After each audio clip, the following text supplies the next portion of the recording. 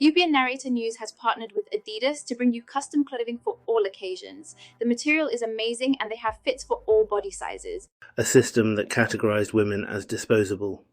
There are serial killers who work hard to disappear. They're careful, they plan, they lie convincingly.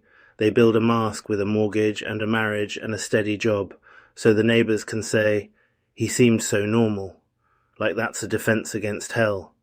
Samuel Little didn't need any of that. He didn't need to be charming. He didn't need to be a mastermind. He didn't need to be meticulous.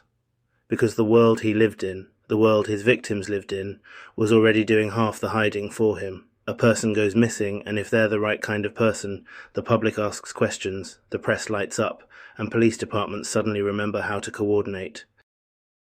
A person goes missing, and if they're the wrong kind of person, the file gets thin, the language gets cold, the assumptions do the work. She probably ran off. She was high risk. She had addictions. She was transient. She was in that life. If you want to understand Samuel Little, you don't start with him. You start with the shape of indifference that surrounded his victims. That indifference wasn't random. It had a racial pattern, a class pattern, an agenda pattern. It had a tone. It had a posture. It had a shrug built into the paperwork. This is not going to be one of those true crime episodes that turns a killer into a dark celebrity. No fan fiction villain arc. No inside the mind rubbish. This is about the trail, the crimes, the run-ins with the law, and the way a system kept meeting him at the door and still letting him walk back into the street. And before we go any further, I need to be clear about something. This story is long.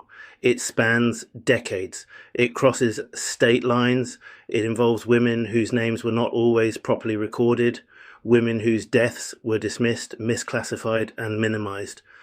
So I'm not going to perform the killings like a list of trophies. I'm not going to do a roll call as if the dead are props in a horror slideshow. What I will do is map how this operated, the pattern, the progression, the investigative failures, the eventual investigative machine that finally connected the dots, and the long, late process of naming women who should never have been reduced to unknown in the first place. This is episode 1 of our series. What makes him the most prolific and why that matters. Samuel Little confessed to an enormous number of murders. Confirmed numbers vary depending on verification, because confession is not the same as proof, and law enforcement agencies tend to be conservative when they put numbers on paper. But here's the part that does not change. By any serious accounting, he sits at the top of the American list, and you probably didn't grow up with his name being a cultural ghost story. You know why. Because the mythology machine that powers mainstream true crime is selective. It picks certain killers, certain victims, certain narratives, and polishes them into marketable horror. It gives you the all-American serial killer as a brand. It gives you the clean suburban terror. It gives you the cases with victims that the public is trained to empathize with immediately. Samuel Little's victims were not treated like that. Many of them were black women. Many were poor. Many lived unstable lives. Some were sex workers. Some struggled with addiction. Some were disconnected from family networks that can apply pressure on the system. Some were living in conditions where the state already treats you as background noise. If you want to be very blunt, he killed in a social zone where missing women are expected, and that expectation is the first accomplice. Tell me about Mary Ann. She's what you nowadays they call a transgender. She's a black male dressed up as a female. Okay. How tall is she? Marianne's about 5'7", 5'6". She weighed about 135. Okay. Maybe 140. And how old do you think she was? But she was 19. It runs in the Alligator Alley. Right. But the further out you get, the further you get out of Miami. Right. And you got vegetation in there. Now, how far outside of Miami do you think you were? It wasn't too far out of Miami, right there. I was in my stepdad's car, Pontiac Le Mans. Now, where'd you take her to? Continue down 27. Got back on 27. Going outside of Miami. Okay. Miami. Going away from Miami. Going away from Miami. We got down past The man before the monster headline. Samuel Little was not a man who floated above law enforcement. He was a man who kept touching it. Arrests, charges, periods of incarceration, interviews, stops, a criminal record that looks like a long, ugly paper trail. So if you feel your brain trying to make this story into how did he evade police for decades, I need you to stop and recalibrate, because it wasn't evasion, it was friction, it was gaps, it was failure to connect. It was a system encountering violence and deciding it didn't rise to the level of a societal crisis. Serial killing in America is easier when crimes are spread across jurisdictions. A murder in one state is not automatically connected to a murder in another. A death ruled accidental in one city never enters the system as a homicide in the first place. A missing person without a stable address becomes a ghost in the records. A victim with a stigmatized lifestyle becomes less urgent, and Samuel Little lived in that terrain the way a fisherman lives by water. He didn't create it, he exploited it. She was pretty, a light-skinned, brown, honey-colored skin. And she was about 5, she was about tall, she was tall for a woman, about 5'8", 5'9", and beautiful shape, and she's friendly. And how much do you think she weighed? She had a beautiful body. And how old do you think she was? She was about 30. Okay. And she's a black female. Yeah. And tell me where you met her. I met her in a nightclub in New Orleans. Her and her sister she had 2 sisters. Her youngest sister was having a birthday party. Her sister was dancing with this guy on the floor. And when I come in, the girl that I was with offered me to dance. How he selected victims. A serial killer's type is not always sexual preference.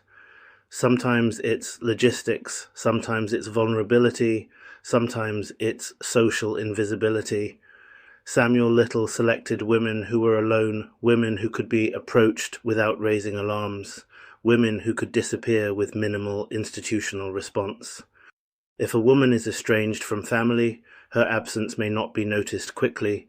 If a woman is homeless, she can vanish into the gaps between services. If a woman is a sex worker, society often treats violence against her as part of the job, which is one of the most evil sentences humans have ever invented. If a woman uses drugs, any death becomes easy to dismiss as overdose, and any missing person becomes easy to rationalize as on a binge. Now add race. Add the historical truth that black women's victimhood is often questioned rather than believed. Add the stereotype that black women are tough and therefore less harmed. Add the way police respond differently based on who is reporting, how they speak, whether they seem credible, whether they have access to media, whether they know how to apply pressure. This is not theory, this is operational reality, and he built a lifetime of murder on top of that reality. The method and why it worked. Samuel Little often strangled his victims. Strangulation is brutal, intimate, and sadly practical for a predator targeting vulnerable women. It requires no weapon that can be traced. It leaves fewer obvious ballistic signatures. It can be done quickly. And in cases where no one investigates deeply, it can be missed or misinterpreted, especially if the body is found late or in poor condition. A body discovered days later in an alley behind a building does not arrive with a press conference. It arrives with a file number. It arrives with assumptions, and those assumptions can become the killer's shield. The early decades and the unconnected dead. Little claimed his murders spanned from the 1970s into the 2000s. Imagine the scale of time we're dealing with. Not a spree, not a hot year, not a sudden outbreak. Decades. decades in which local law enforcement would see individual cases, not an American pattern, decades in which the victims' names would sometimes be misrecorded, lost, never confirmed, decades in which death certificates could carry the wrong story, and even where detectives suspected something, suspicion is not coordination. Suspicion in one city doesn't automatically become action across 5 states. This is why the story is structurally American, not just because it happened in the United States, but because it used the United States fragmentation as a tool. Describe this girl to me. Is she white, black? What's she look like? She was white, blonde hair, dishwater blonde, they call it. It's short. Short, like shoulder length, Yeah, or no, ear length, a little over his ear length. like a bob? Yeah, like a bob. Okay. And how tall do you think she was? She was about 5'7". How much do you think she weighs? And closing. One of the most infamous is 1984. In the mid-1980s, Little was arrested after a woman survived an attack involving beating and strangulation. That alone should have set off alarms, because strangulation is one of the clearest predictors of future lethal violence. It is a form of control and a rehearsal for murder. But the world does not treat a strangled woman as an emergency in the way it should, especially if she's poor, especially if she's living outside respectability. So instead of stop this man forever, the machinery does what it often does. It processes, it punishes, it releases, and then he returns to a world that is still not watching the right people, still not connecting the right dots, still not treating these women's lives as precious enough to create urgency. If you want to know what systemic failure looks like, it often looks like this. Not a total collapse, but a repeated choice to treat lethal behavior as manageable. The slow build of a legend he didn't deserve. Here's the sick irony. Samuel Little eventually becomes famous, but he becomes famous late, after the damage, after the dead, after entire families lived out decades without answers. The reason he becomes famous is not because he finally outsmarted someone, it's because forensic science improved and because certain investigators later decided to do the grim work of verification and connection. But before that, the world treated his crimes like separate tragedies. And that's a key detail for this series, because we are not just telling killer stories. We're telling the story of who society lets die quietly. True crime, as a genre, often acts like policing is a neutral, consistent machine that either succeeds or fails. That's a lie. Policing responds differently depending on who the victim is. That difference is the soil serial killers plant themselves in. The 2012 arrest that wasn't about murder. Now we jump to the moment where the modern phase begins. In 2012, Samuel Little is arrested in Kentucky in circumstances that are almost insultingly mundane for a man who would later be associated with an enormous number of murders, not caught by a national homicide task force, not found through some genius detective's intuition, not tracked through a decade-long manhunt. He's arrested because his life is chaotic, because he's entangled in the system, because there are warrants, because the machinery catches him on something else. North Little Rock. Tell me what that girl looked like. Oh man, I loved her. I forget her. She had a gap between her teeth, that's what it was. And she was like honey colored skin. And she had like her hair was. So we was headed toward with that place where Walmart's original store. So was it like a cornstalk pile, or was it? Yeah, a bunch of corn stalks. What could you see from there?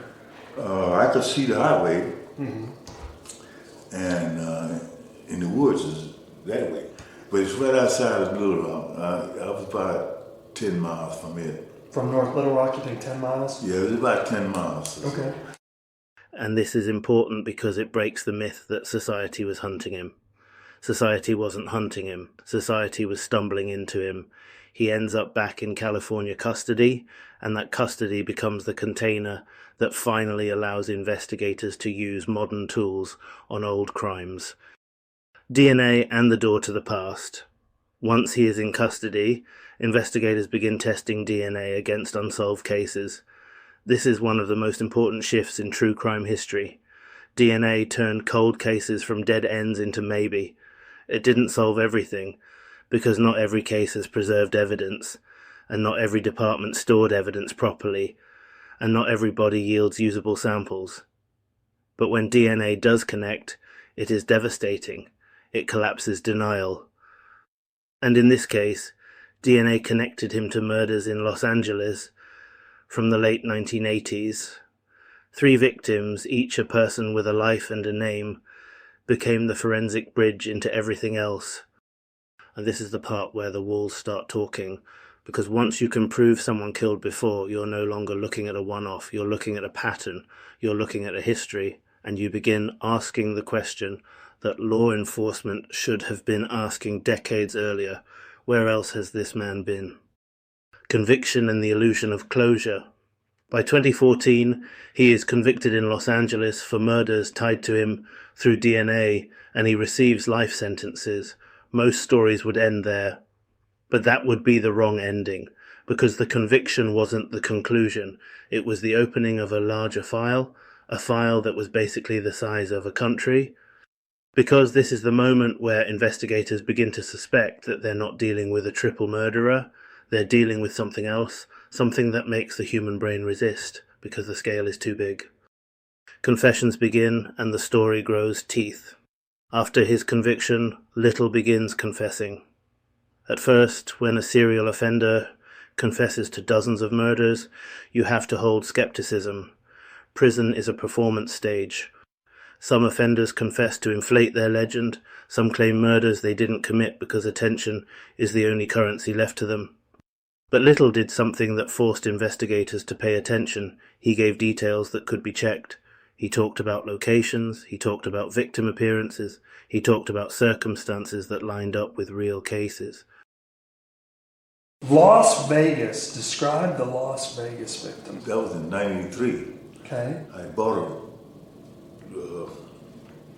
Eldorado. What color Eldorado? It was a yellow. Okay. Oh, Yellow Cadillac Eldorado. Yep. All right. What year? 78. Okay. Well, tell me about this girl. What does she look like? She was kind of thin, dark skinned, about 40 years old. She was out there hustling. I think she was a drug addict because she wouldn't have been out there. How tall was she? She was about 5'5", 5'3". And how much do you think she weighed? She weighed about 110, 120. Okay. What about her did you know? The boy came, that was her son. And she called him over there. And he came over, hey, he shook my hand and everything. Yeah. Now, how old was he? He was about 20 or about 19, 20. Okay, black male or? Black male. And where were you at when you met her? It was on Owens Avenue. Okay. Owens, that's down in the black section. Owens and Jackson. Where do you eventually take her body to? I was headed toward California. Mm-hmm.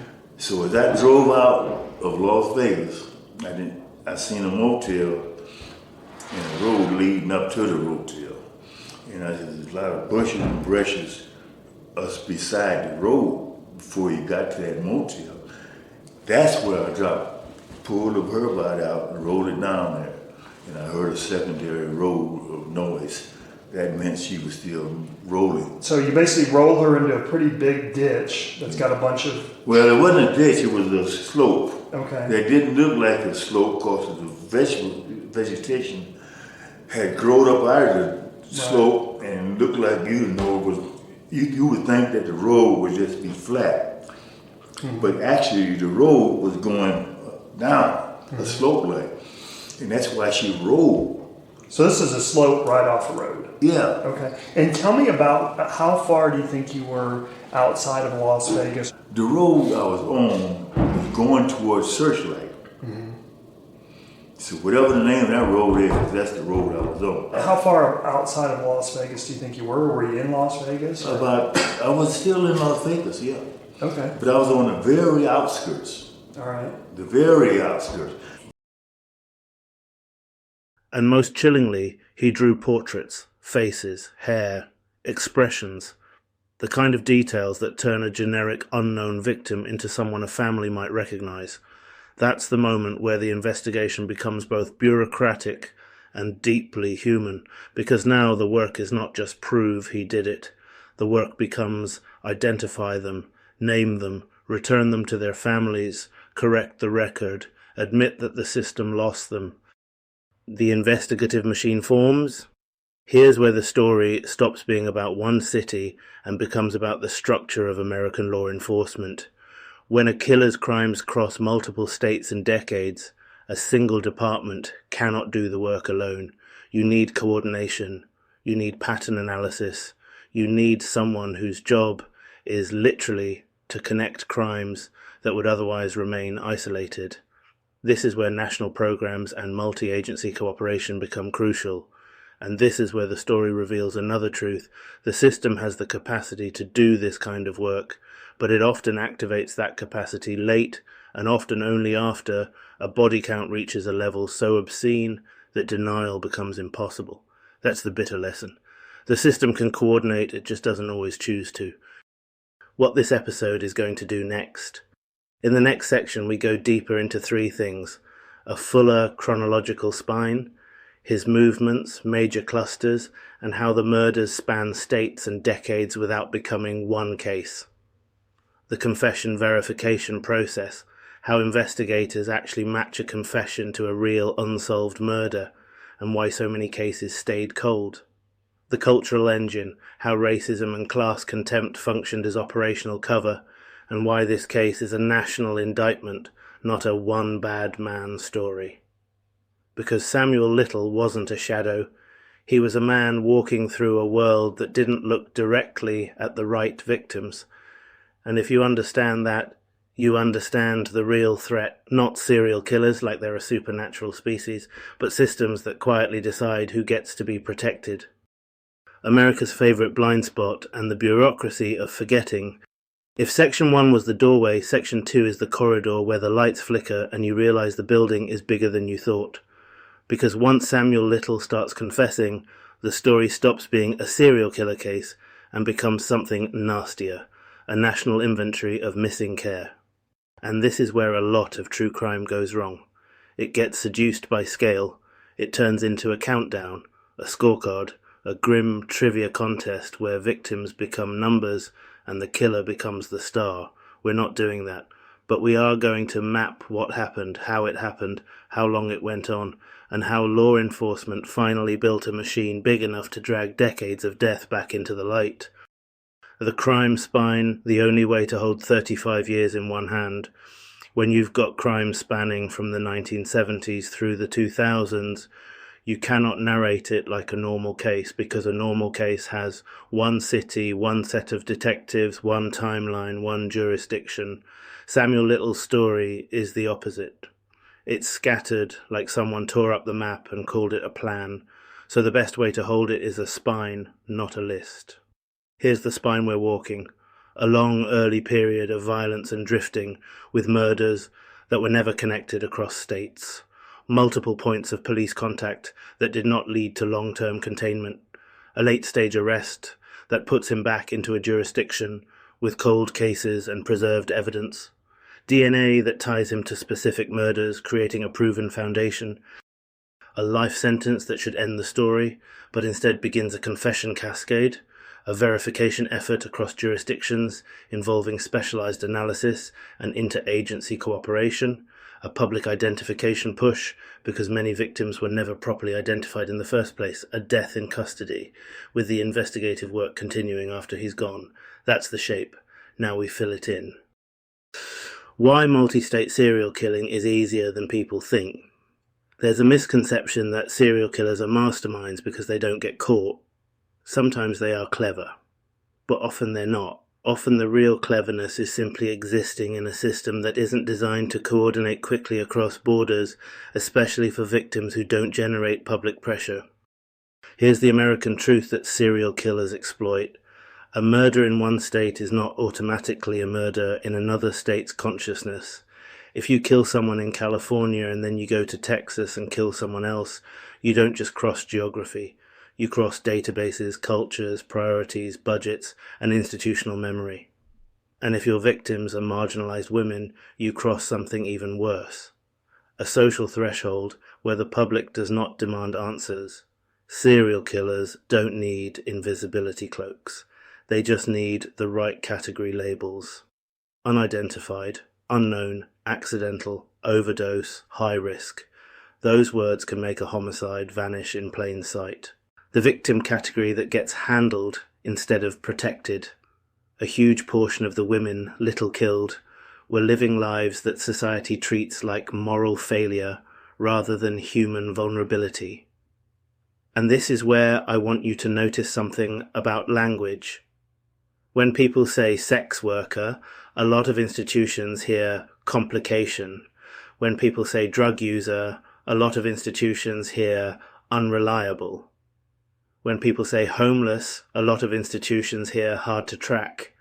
Those words become a reason to do less, a reason to write the report differently, a reason to close the file faster. And when the victims are black women on top of that, the empathy deficit doubles. So when we say he got away with it because of racism, we are not talking about one racist officer. We're talking about a system that treats certain victims as inherently less urgent. That's why he could kill for so long without becoming a national obsession.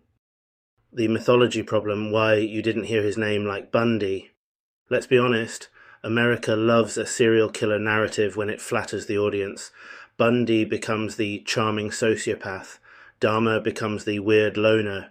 Gacy becomes the clown monster. Those stories come with visual branding. You can sell them. You can make documentaries with spooky music. And the public consumes it like popcorn because the victims are framed as normal people and the killer is framed as a contained exception. Samuel Little is inconvenient. His victims are not treated by the culture as normal people. They're treated as people who live on the margins. And if the culture thinks their lives were already messy, it doesn't want to look too hard at the violence done to them, because then it has to admit something. It has to admit that the margins are not natural, they're constructed, and that the system benefits from leaving people there. The long middle years, how a pattern stays invisible. If you want to understand how a serial killer can operate for decades, you have to understand what keeps patterns from forming. A pattern forms when deaths are classified correctly, evidence is preserved, agencies share information, victims are identified, and public pressure keeps cases alive. Now imagine the opposite. Imagine deaths labelled as overdose or accidental, evidence stored badly or destroyed, agencies siloed, victims unidentified, and no media attention to force action. That is the environment in which a serial killer's career becomes possible. And that's why Little's crimes remained fragmented for so long, because the conditions that create pattern recognition weren't there. The police contacts that should have created suspicion. Serial killers often have near misses, moments where they're almost caught, moments where they are literally in custody and then released back into the world. Little had those moments. He had arrests, he had assaults, he had violence that should have made the system treat him as high risk for lethal escalation. But the system does what it often does with repeat offenders. It treats each incident as separate. It punishes the incident, not the trajectory. And if the victims are women on the margins, the system is even less likely to build a cohesive narrative of threat. This is one of the most dangerous institutional habits, treating escalating violence as a series of isolated events, because for a predator, isolation is protection. The arrest that finally traps him in the right net. When he's arrested in 2012, what changes is not his behavior. What changes is the investigative context around him. He ends up in a place where investigators can compare him to cold cases. He ends up in a system that now has better DNA tools. He ends up in custody long enough for people to start checking, and that's what finally begins to break the pattern of invisibility. Let's talk about DNA for a second, in a way that's actually relevant. DNA doesn't solve crime because it's magical.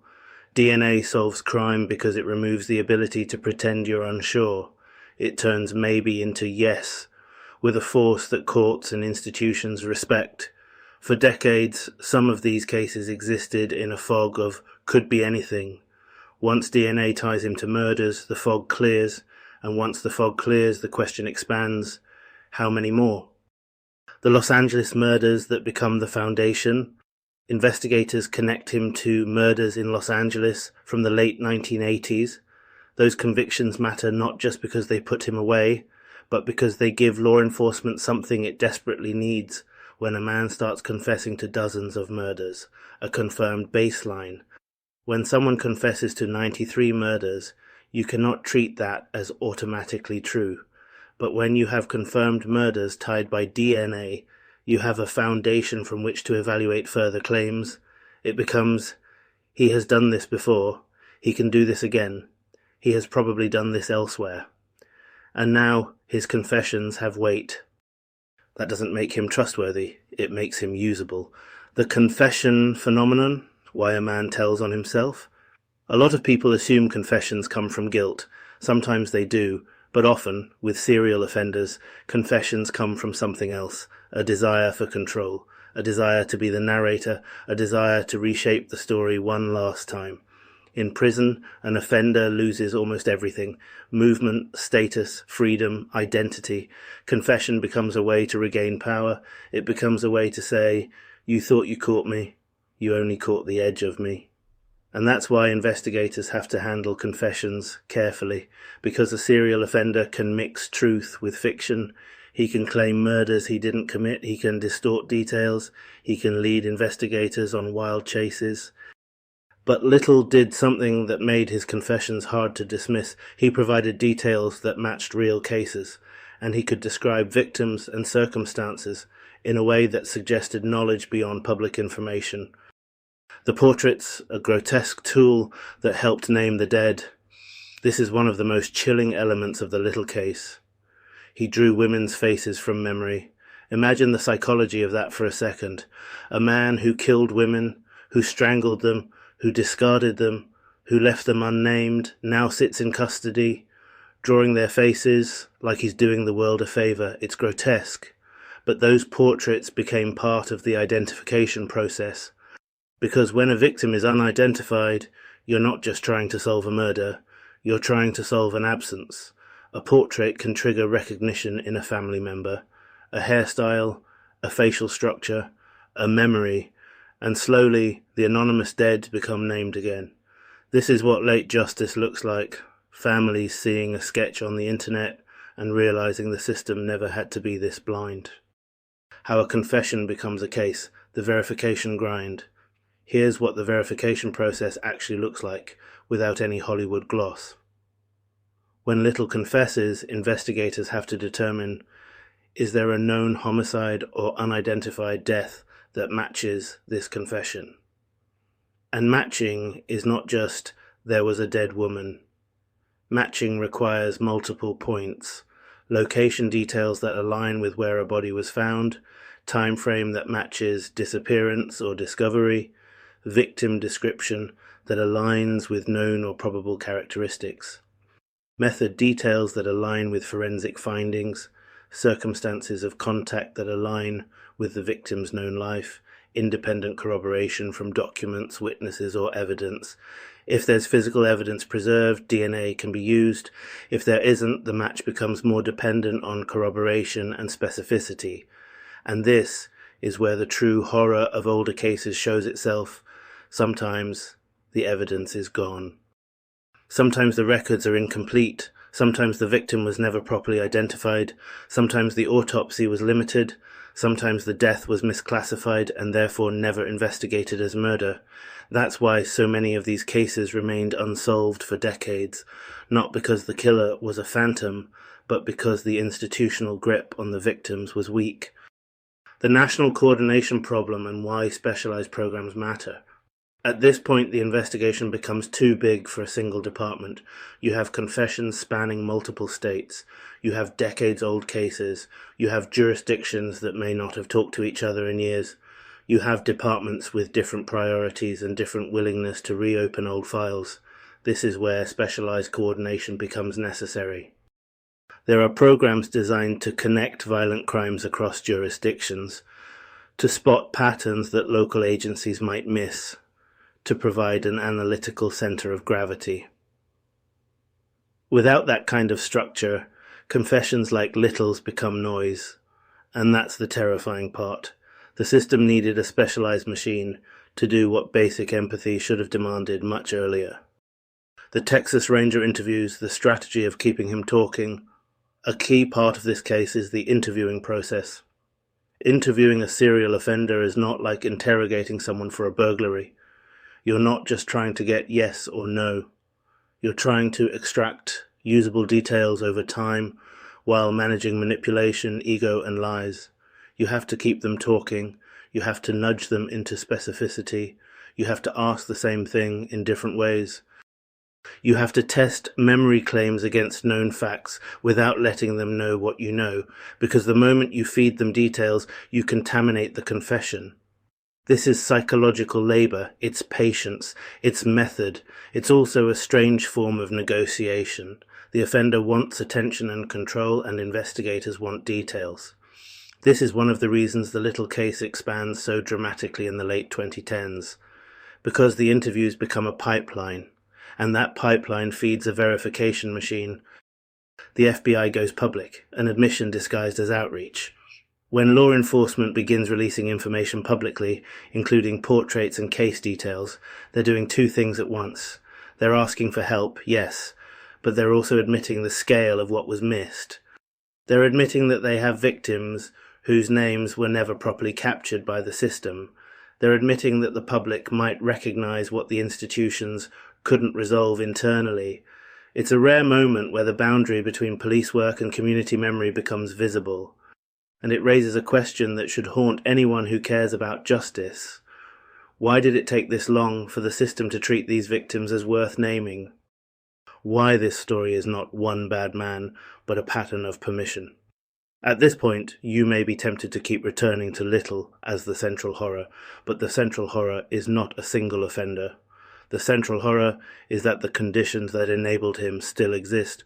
Marginalized women still disappear. Sex workers are still treated like they're outside protection. Black women's reports are still too often minimized. Drug addiction is still treated as moral failure instead of vulnerability. And jurisdictional fragmentation still creates gaps. Samuel Little is not just a serial killer story. He's a case study in systemic permission. Where we go next. In Section 3, we're going to do something more granular. We're going to map the geographic spread more concretely and explain how confessions were grouped and matched across states. We're going to walk through the confirmed baseline murders that anchored the case, and how investigators expanded outward from those. We're going to expose the specific institutional habits that repeatedly failed these victims: classification, dismissal, and the slow violence of bureaucratic neglect. And we're going to confront the cultural reality, why some victims become national symbols and others become anonymous footnotes. Because if you're listening to this and thinking, this is unbelievable, I need you to understand, it's only unbelievable if you believe the system protects everyone equally, and that belief is the real fairy tale. Geography as camouflage and how the system learned too late. By the time investigators truly understood the scale of Samuel Little's violence, the map was already crowded. Not crowded with pushpins and red string like a crime show fantasy, crowded with something worse, decades of unconnected deaths spread across cities that never spoke to each other in time. And this is where the story sharpens, because serial killing in the United States isn't just about psychology, it's about geography. It's about how the country is carved into jurisdictions, databases, and bureaucratic islands. It's about how movement itself becomes a weapon when no one is coordinating the response. Movement without suspicion. Samuel Little moved the way poor men move in America, not with passports and itineraries, but with drift. He didn't need a plan. He followed opportunity. He followed where he could blend in. He followed where no one was tracking him as a danger, only as a nuisance. This matters because a lot of true crime frames mobility as sophistication. It's not. Mobility is camouflage when nobody is watching closely. A murder in one city becomes a local tragedy. A murder in another city becomes another local tragedy. And unless someone is actively looking for patterns across regions, those tragedies never become a series, and for decades no one was. The cities and the silence. Little's confessions and matched cases span multiple states and cities: California, Texas, Florida, Ohio, others. But what's more important than the list of places is the type of places: urban centers, marginal neighborhoods, areas where people live transient lives, places where death is common enough that it doesn't always feel extraordinary to institutions. If a body is found behind a building in a neglected area, the response is often procedural, not urgent. A file is created, a cause is assigned, the case is moved along, and when you repeat that process enough times, you create a graveyard of paperwork. Why patterns didn't form. People often ask, why didn't someone notice? Here's the uncomfortable answer: noticing requires incentives. A pattern forms when someone has reason to connect the dots. But in many of these cases, there was no incentive. The victims were not generating public pressure. Families were not always able to demand attention. Media coverage was minimal or non-existent. Deaths were often framed as accidents or lifestyle related. Departments were understaffed and overburdened, so each case stayed local, each file stayed thin, each death stayed isolated. Pattern recognition is not automatic, it's a choice. And for a long time the system chose not to make it. The confirmed murders as anchors. When investigators finally had confirmed murders tied to Little, they treated those cases like anchors. An anchor case is one where the evidence is solid enough to support expansion. It gives investigators something to build from. From there they could begin asking structured questions. Where was he before this? Where was he after this? Who disappeared in those places? What deaths were ruled accidental that might need revisiting?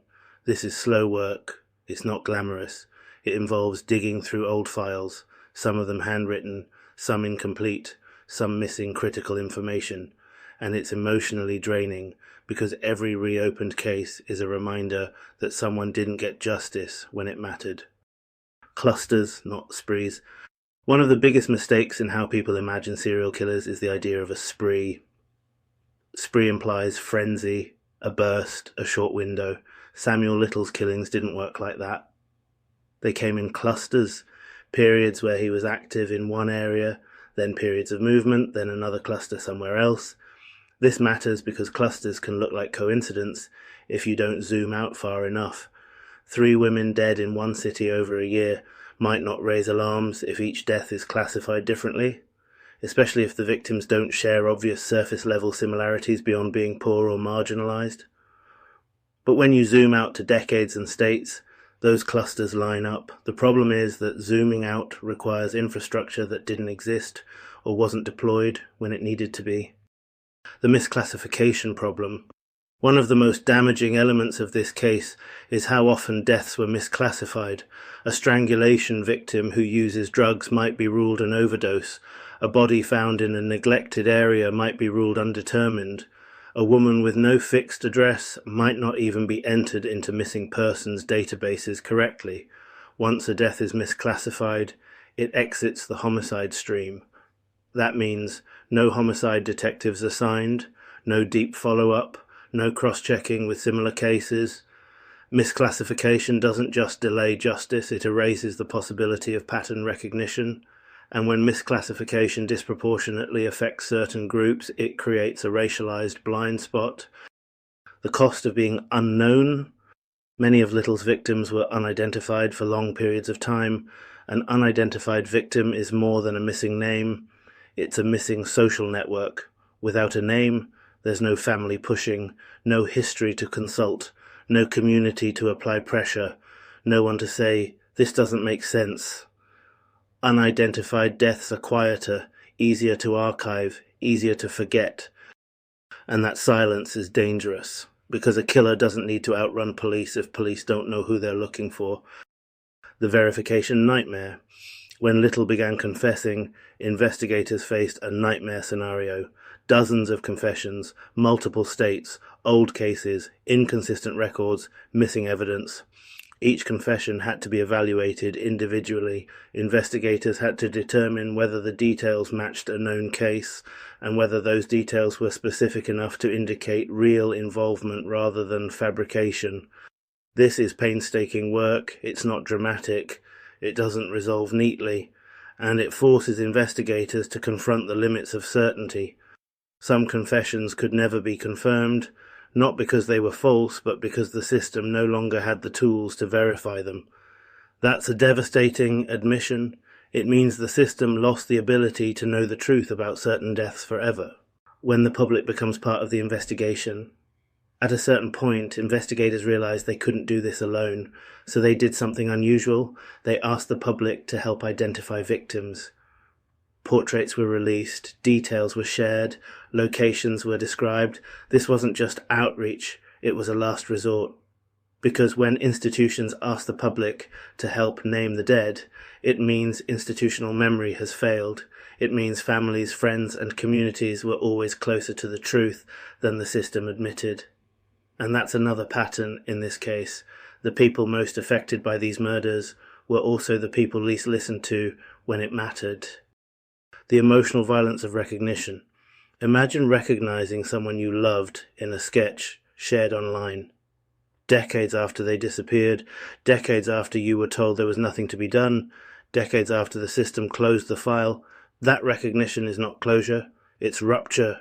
It forces families to relive grief with the added knowledge that the death could have been investigated differently, earlier, better. Late justice is not neutral. It carries the weight of everything that didn't happen. The role of specialized analysis. As the case expanded, specialized analysis became essential. Pattern analysts, data coordinators, people whose job was not to chase a suspect, but to chase connections. This kind of work is invisible in most true crime storytelling because it doesn't fit the hero-detective narrative, but without it, this case would still be a pile of unrelated tragedies. And here's the uncomfortable truth. This kind of analysis was always possible, it just wasn't prioritized. The illusion of inevitability. When people hear that a serial killer murdered dozens of people over decades, they often conclude that it was inevitable, that nothing could have been done. That's comforting because it absolves institutions, but inevitability is a lie. This case had multiple intervention points, moments where escalation could have been recognized, moments where violence patterns could have been flagged, moments where victims could have been treated as worthy of protection rather than problems to manage. The failure was not one moment, it was repetition. Why this matters beyond one case?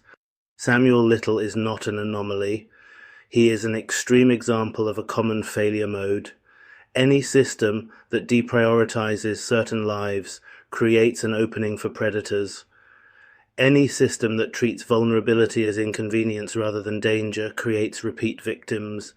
Any system that fragments information and discourages coordination creates blind spots, and blind spots are where violence grows. What Section 4 will confront directly.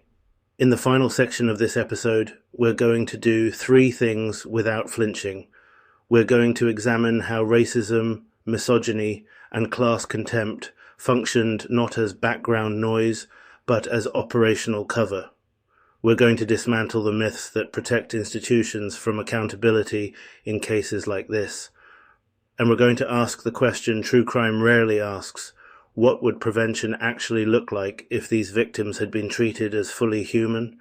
Because this story doesn't end with his death. It ends with a challenge. Either we treat this as a historical horror and move on, or we recognize it as a mirror. And mirrors don't care whether you like what you see. When racism becomes operational cover, and why this story doesn't end with his death. By now, it should be clear that Samuel Little didn't succeed because he was extraordinary. He succeeded because the system he lived inside of was predictable. Predictable in who it protected, predictable in who it ignored, predictable in how it sorted lives into urgent and unfortunate. And once you understand that, the story stops being about a serial killer and becomes about a national habit. Racism as a mechanism, not a vibe. When people hear the phrase, "he only got away with it because of racism," some immediately imagine cartoonish bigotry, a single hateful officer, a slur, a burning cross. That's not what this case looks like. This case looks like procedural racism. Racism that never announces itself, never raises its voice, never admits intent. It looks like a missing black woman's report being taken hours later than a missing white woman's, a death being ruled probable overdose without a full investigation, a sex worker's murder being quietly filed as occupational hazard, a family being told gently that resources are limited, a detective making a calculation about where effort is best spent. None of those decisions require hatred, they require hierarchy, and hierarchy is how racism actually operates in modern systems. Samuel Little didn't need to believe anything about race, he didn't need ideology, he needed pattern recognition, and he learned quickly that certain victims came with less resistance. Misogyny did the rest. Racism alone didn't carry this. Misogyny finished the job. Women who live unstable lives are often treated as if instability itself is consent to violence, as if harm is expected, as if danger is part of the package. A woman struggling with addiction is framed as self-destructive. A woman doing sex work is framed as reckless. A woman without stable housing is framed as transient, disposable. Those frames make it easier to accept their deaths as inevitable, and inevitability is the enemy of investigation, because if something is inevitable, then nobody failed, nobody chose wrong, nobody needs to be held accountable. Samuel Little benefited from a culture that treats women's suffering as background noise. The class filter nobody likes to talk about. Class is the quiet amplifier in this story. Most of Little's victims were poor, and poverty changes how institutions respond to you in ways people with money rarely see. When a wealthy person disappears, there is a paper trail. When a poor person disappears, there is a gap. No consistent address. No employer demanding answers. No lawyer calling daily. No media-savvy family spokesperson. Poverty turns a missing person into an administrative inconvenience, and that's deadly, because serial killing thrives in spaces where people fall between forms. The lie of, "we couldn't have known." One of the most common institutional defenses after cases like this is the phrase, "we couldn't have known." That phrase needs to die, because the truth is, they could have known more. They could have known that strangulation is a red flag. They could have known that repeated violence escalates. They could have known that misclassification hides homicide. They could have known that unidentified victims need aggressive identification efforts. They could have known that jurisdictional silos protect repeat offenders. They didn't need a crystal ball. They needed priorities, and priorities were set. The FBI label and why it's a double-edged sword. When Samuel Little was officially labeled the most prolific serial killer in US history, the headline traveled fast. But here's the problem with that label. It turns a systemic failure into a trivia fact. Most prolific sounds like a record, like a ranking, like a grim achievement. And it risks doing the exact thing this episode has tried to avoid, centering the killer. The real headline should have been, "Dozens of murdered women were ignored long enough for this to happen," but that headline indicts the system, and systems don't like indictments. Why true crime culture is complicit? True crime culture loves to say it's about justice, but often it's about consumption. It selects cases that fit aesthetic expectations. It sanitizes violence against certain victims. It frames killers as puzzles instead of consequences. Ask yourself why some serial killers become household names while others remain footnotes. Ask yourself why victims with messy lives are rarely the emotional center of documentaries. Ask yourself why stories like this need to be dragged into the light instead of being demanded from the start. True crime didn't ignore Samuel Little by accident. It ignored him because his victims didn't sell easily. The women the system failed to hold. This is the part where most podcasts would start listing names. We're not doing that. Because naming without context is another form of reduction. What matters is not just that these women were killed, It's that they were failed twice, once by a man who chose to hurt them, and again by institutions that treated their lives as less worthy of urgency. Some of them were never identified in life. Some were misidentified in death. Some families waited decades for answers. Some never got them at all. That's not just murder, that's erasure. The work that continued after his death. Samuel Little died in custody, but the work didn't stop. Investigators continued to try to match confessions, to identify victims, to correct records, to notify families. And that's important because it shows something crucial. Justice is not a moment, it's a process. And in this case, it was a process that started far too late. Late justice does not erase early neglect, but it does expose it.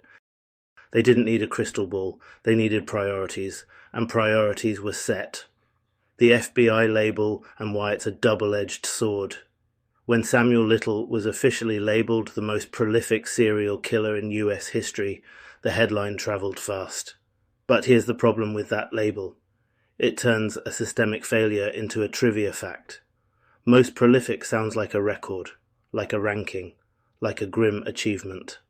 And it risks doing the exact thing this episode has tried to avoid, centering the killer.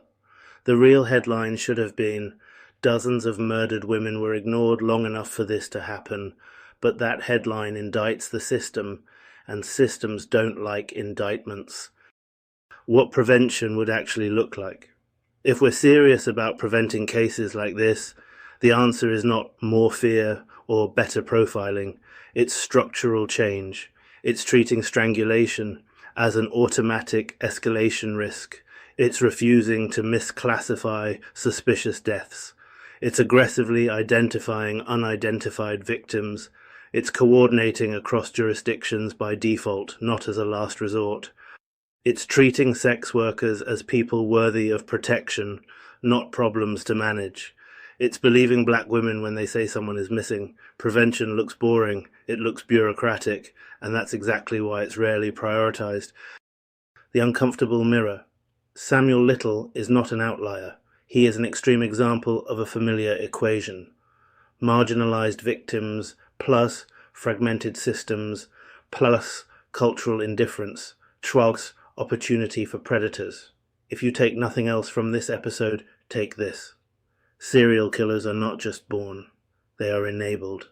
Enabled by who we rush to save, enabled by who we ignore, enabled by which deaths get treated as mysteries and which get treated as statistics. Why this had to be episode 1? We started this series here for a reason, because if we don't understand this case, we don't understand true crime at all. We don't understand how racism, misogyny, and class contempt move through institutions quietly, doing damage without spectacle. We don't understand why some victims get documentaries and others get silence, and we don't understand the cost of pretending that systems are neutral when they are not. Subtitle: The challenge this story leaves us with. You can listen to this episode and walk away thinking, that was horrific. Or you can listen to it and ask the harder question. This series exists to name the patterns we're trained not to see, to center victims who were denied the dignity of urgency, to tell the stories that don't get told because they implicate too many comfortable institutions. Samuel Little didn't hide. America looked away. And until we stop doing that, this will never be just history.